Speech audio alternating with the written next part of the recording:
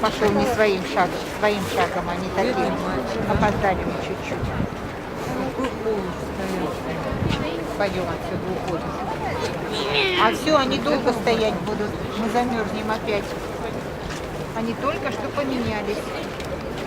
Дети, дорогие сражения. Надо чуть-чуть почистить. Подожди, еще не все.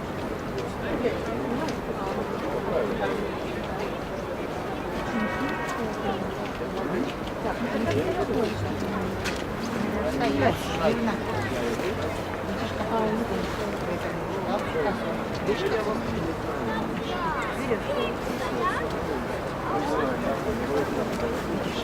Не мерзнет. Вот.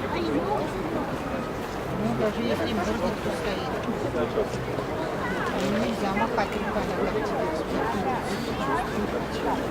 Я знаю и это. Ты мне другой скажи, ты что завтра на работу не пойдешь? Смотри, сейчас это пойдет. Не, ну не так же стоял. Не так, говорю, красавчик. Все, часто я поел. И мы пойдем.